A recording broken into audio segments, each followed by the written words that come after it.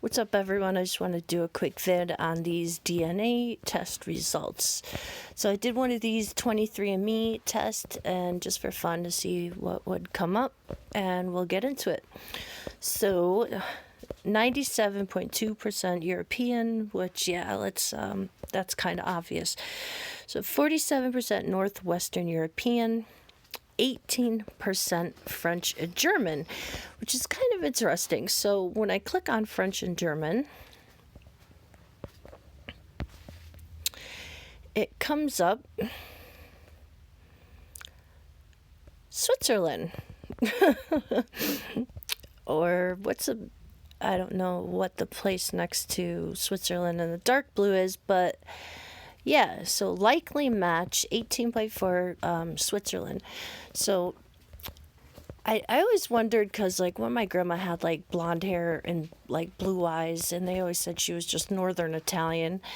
So that could be, I don't know, maybe where her family comes from, because yeah, Switzerland is right north of Italy. That's the only explanation I have for that.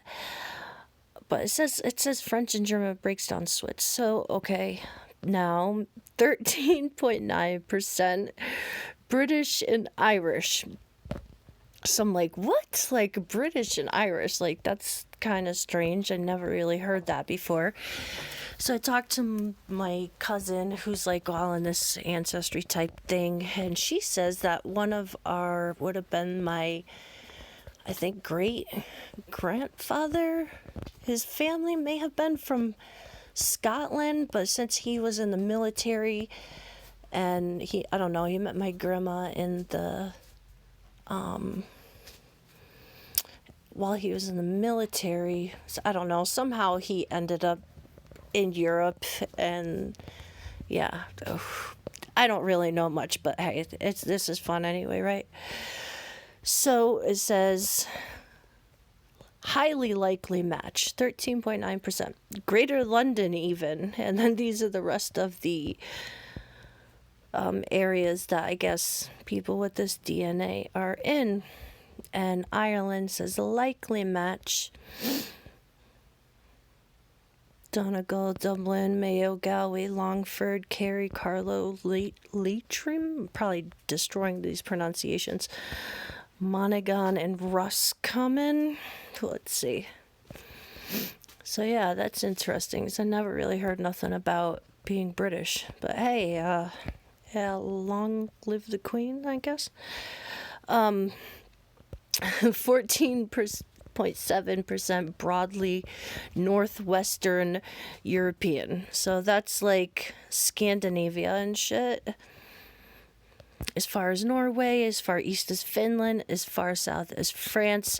So basically they have no idea, but I bet it has a lot to do with the Scandinavian roots of the British people.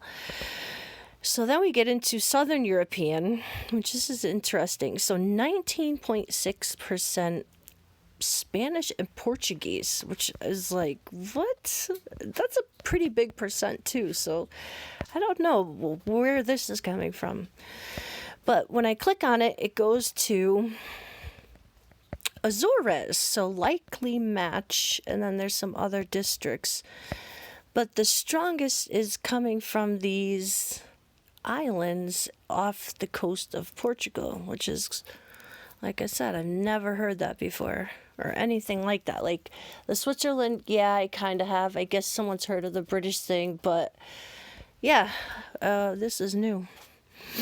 So I don't know who I can even find out anything like that about. 14.9% Italian, which definitely is the two regions that I have always known about, Napoli and Palermo. So, yeah, we knew that already. And broadly Southern European, 9.5%, and broadly European, which is just, we don't know, but you match these people, I'm assuming.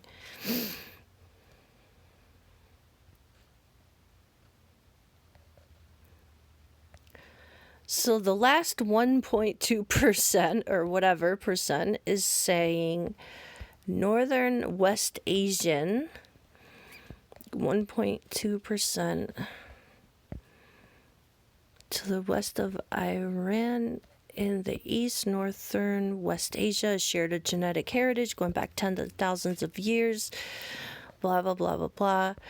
Broadly northern West Asian, which is the same shit. Broadly Western Asian and North Africa, and 1.1%. And then, let me see.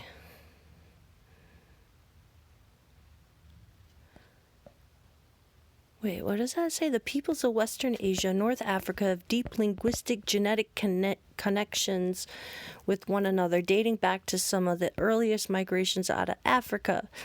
The spread of Islam in the past 1400 years has also dramatically shaped the region's more genetic landscape. As a result, it may be difficult to confidently assign some DNA to just one population. So maybe that was like when Sicily was under Islamic rule for a couple hundred years or something like that. Who knows? 0.5 trace ancestry. Traces of the following populations in your DNA. So 0.2% Senegambian and Guinean, 0.2% Sudanese, 0.1% broadly sub-Saharan African, and then 1.1% unassigned, which is like, I guess they have no fucking clue. So yeah, that's the breakdown. A little surprising. Yeah, very interesting. And then I got the, let's say, the haplogroup report. So my maternal haplogroup is H27. As our ancestors ventured out of Eastern Africa, they branched off in diverse groups that crossed and recrossed the globe over tens of thousands of years. Some of their migrations can be traced through haplogroups, families of lineages that descend from a common ancestor. Your maternal haplogroup can reveal the path followed by women of your maternal line. So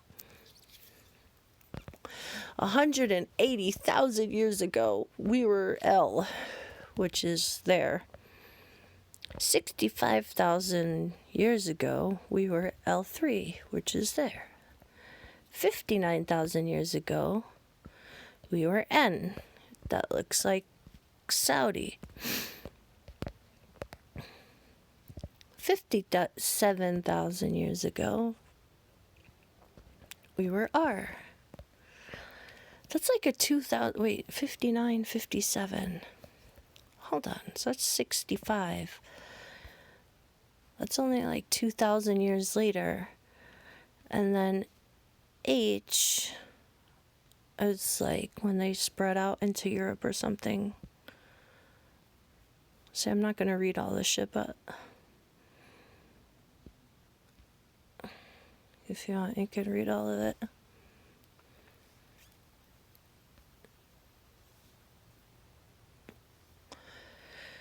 $4,000 years ago.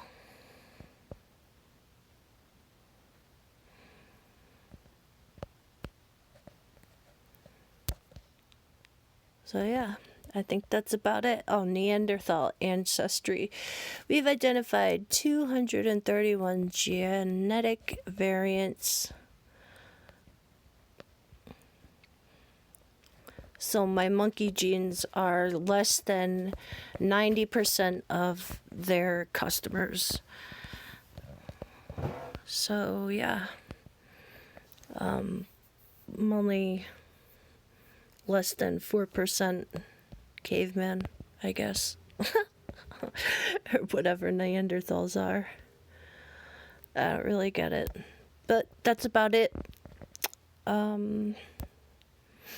Yeah, thanks for tuning in, and is what it is.